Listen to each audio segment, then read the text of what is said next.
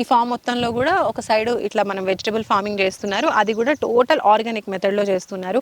మిర్చి, అలాగే వంక, ఇంకా టొమాటో, ఇలా ఇవన్నిటికీ బయట మనం చూసుకున్నట్లయితే ఎక్కువగా పెస్టిసైడ్స్ అనేవి స్ప్రే చేస్తూ ఉంటారు. సో అలా కాకుండా టోటల్ ఆర్గానిక్ మెథడ్లో పెస్టిసైడ్స్ ఏవి వాడకుండా చక్కగా గ్రో చేస్తున్నారు. సో దీని గురించి ఇంకొంచెం ఎక్స్ప్లెయిన్ చేయడానికి మనకి రమ్య సిద్ధంగా ఉన్నారు కపిల్ అగ్రో ఫార్మ్స్ నుంచి. తనతో మాట్లాడదాం. సో రమ్య, ఇదేంటి, అసలు ఏం చేస్తారు? ఇది మొత్తం ఏంటి అంటే జనుము, జీలిగా అనేసి డిఫరెంట్ టైప్ ఆఫ్ సిరియల్స్ అనమాట. సో దీన్ని ఇంగ్లీష్లో PMDS మెథడ్ అని అంటారు. సో ఇది ఏంటి అంటే దీంట్లోనే దున్నేసి దీంట్లోనే ఎరువులాగా ఇదే చేస్తామన్నమాట ఆఫ్టర్ 1 to 3 months తర్వాత. సో దీంట్లో మళ్ళీ organic black different types of chillies like ఏదైనా పెట్టుకోవచ్చు. ఎందుకు అని అంటే దీంట్లో ఉన్న న్యూట్రియంట్స్ ఇప్పుడు ఆర్గానిక్ మెథడ్ కాబట్టి మేము ఏదైనా ఏ ఫర్టిలైజర్స్ యూజ్ చేయమన్నమాట. సో ఏంటి అంటే దీనివల్ల ఏంటి కావాల్సిన న్యూట్రియంట్స్ దానికి అందుతాయి నేలకి. సో 1-2 months తర్వాత దీంట్లోని లైక్ బ్రింజాల్, చిల్లీ మొత్తం హార్వెస్ట్ సోయింగ్ చేసుకొని మేము డెవలప్ చేస్తాం. సో ఇది వచ్చేసి జనుము పంట అనమాట. అంటే ఇలాంటివి ఫస్ట్ గ్రో చేసి ఇలా ఫ్లవరింగ్ వచ్చిన తర్వాత అప్పుడు ఈ ప్లాంట్ని ఎలాంటి హార్వెస్టింగ్ చేయకుండా డైరెక్ట్గా ఈ ప్లాంట్ని ఏం చేస్తారు, మట్టిలోనే టోటల్గా దున్నేస్తారు అనమాట. అలా దున్నిన తర్వాత ఈ ప్లాంట్స్ ఏవైతే ఉన్నాయో అన్నీ కూడా మట్టిలో కలిసిపోయి మనకు ఆఫ్టర్ 1 month అలా టోటల్గా మాన్యూర్ లాగా తయారైపోతుంది, మట్టిగా కలిసిపోతుంది.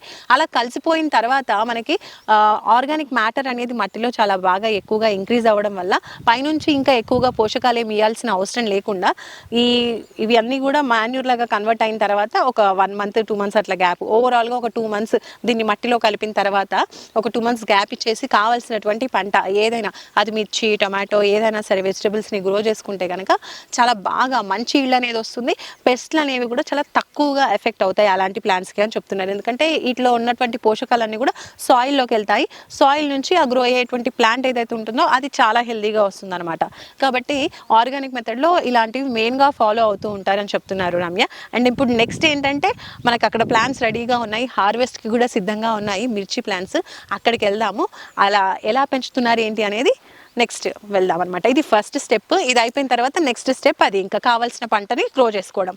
సో అక్కడికి వెళ్దాం.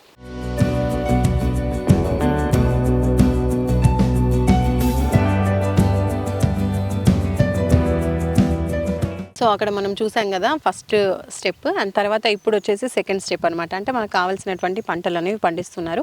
ఇక్కడ మేము చూసుకుంటే ప్రెసెంట్ ఈ ఏరియా అంతా కూడా టోటల్ మిర్చి ఉంది. సో రమ్య చెప్పండి, ఇది మిర్చి ఏం వెరైటీ? ఫుల్ మనకు కనిపిస్తున్నాయి, టోటల్ చెట్టు నిండా మిర్చిలే కనిపిస్తున్నాయి. అవును, ఇది కనకదార వెరైటీ అనమాట ఇది. ఓకే. సో ఇందాక మనం PMDS మెథడ్ చూసాం కదా. సో ఆ తర్వాత మొత్తం అది టిల్లింగ్ చేసి సో ఇక్కడ మల్చింగ్, ఆ తర్వాత ఒక 1 month వదిలేసిన తర్వాత ఈ మల్చింగ్ షీట్ వేస్తాం అనమాట. సో మల్చింగ్ షీట్ కి హోల్స్ పెట్టి అక్కడ మాత్రమే ఇది ట్రాన్స్ప్లాంట్ చేస్తాం. సో మీరు చూసినట్టయితే ఇక్కడ కనిపిస్తూ ఉంటుంది హోల్స్ మాత్రం. సో ఇక్కడ plant to plant 1 meter and width మాత్రం 2 meters ఉంటుంది అనమాట. సో ఈ మల్చింగ్ షీట్ వల్ల యూజెస్ ఏంటి అంటే నార్మల్లీ వీడ్స్ కంట్రోలింగ్ ఎక్కువగా వీడ్స్ కంట్రోల్ అవుతుంది అనమాట. అండ్ వాటర్ కూడా ఎక్కువ లాస్ అవ్వదు, మాయిశ్చర్ కంటెంట్ అలానే పెట్టేస్తుంది. ఓకే. సో ఇంకా ఇదేమంటారంటే నార్మల్లీ ఇందులో ఎక్కువగా పెస్ట్ డిసీజెస్ కూడా ఆర్గానిక్ బ్లాక్ కాబట్టి మ్యాక్స్ అటాక్ అవుతూ ఉంటాయి. దానివల్ల మనం కంట్రోలింగ్ కోసం మీరు అక్కడ చూసారంటే స్టిక్కీ ట్రాప్స్ అని చెప్పి సమ్ చూస్తూ ఉంటారు. అండ్ అలాగే బంతి చెట్లు కూడా చూసాను స్టార్టింగ్ పాయింట్స్ లో, అలాగే మధ్యలో కూడా ఉన్నాయి. ఇవి ఎందుకు పెట్టారు? అవి కూడా some type of trap crops అనమాట. సో ఒక ఏదైనా ఇన్సెక్ట్ నార్మల్లీ ఇప్పుడు మిర్చి మెయిన్ క్రాప్ కాబట్టి సో మిర్చి నుంచి ట్రాప్ అవ్వడానికి మేము బంతిపూలు పెట్టామన్నమాట. సో దానికి ఇన్సెక్ట్ ఏంటంటే అక్కడికి ట్రాప్ అవుతుంది. సో అప్పుడు అనేది ఇక్కడ ఎఫెక్టివ్ ఆ ఇన్సెక్ట్ ఎఫెక్టివ్ చిల్లీ మీద కొంచెం తక్కువ పడుతుంది. సో అందుకని మేము బార్డర్ క్రాప్స్గా మ్యారీగోల్డ్స్ పెట్టాం. సో తర్వాత ఎక్కువగా like neem oils, like panchagavya, different types only organic pesticides మాత్రం ఆర్గానిక్ న్యూట్రియంట్స్ అప్లై చేస్తాం ఈ బ్లాక్కి. ఇక్కడ మనం ఇలా డిఫరెంట్ మెథడ్లో సో చేస్తున్నారు కదా, కొంచెం హై రేజ్డ్గా, అలాగే షీట్స్ కూడా వేసి మల్చింగ్ షీట్స్.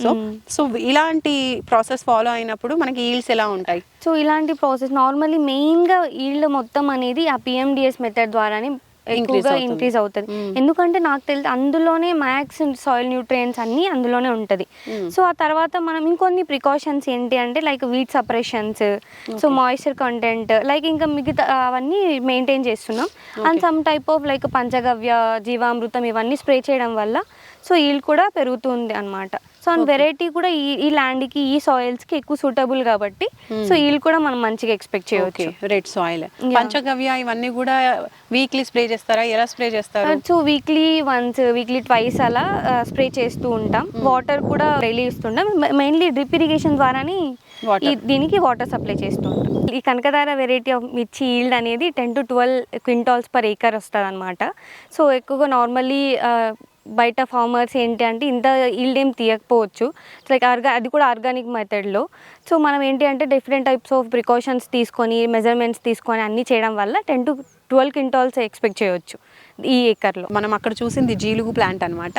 సో ఇలాంటి ప్లాంట్స్ని ఫస్ట్ గ్రో చేసి తర్వాత మెయిన్ పంటని గ్రో చేసుకుంటే మాత్రం ఆర్గానిక్ మెథడ్లో గ్రో చేసినా కూడా మనకు కావాల్సినటువంటి ప్లాంట్స్కి మంచి ఈల్డ్ అనేది వస్తుంది అని చెప్తున్నారనమాట. సో ఆర్గానిక్ మెథడ్లో ఇంకా ఏమేమి టెక్నిక్స్ ఉంటాయి ఏంటి అనేది మనం ఇట్లా ఎక్స్ప్లోర్ చేసుకుంటూ ఎక్కువగా ఆర్గానిక్ పంటల్ని పండించుకుంటే చాలా మంచి హెల్దీ హార్వెస్ట్ని మనం పొందొచ్చు. సో దట్ హెల్దీ అండ్ ఆర్గానిక్గా మనం మంచి ఫుడ్ని తినే అవకాశం మనకు కల్పిస్తుంది.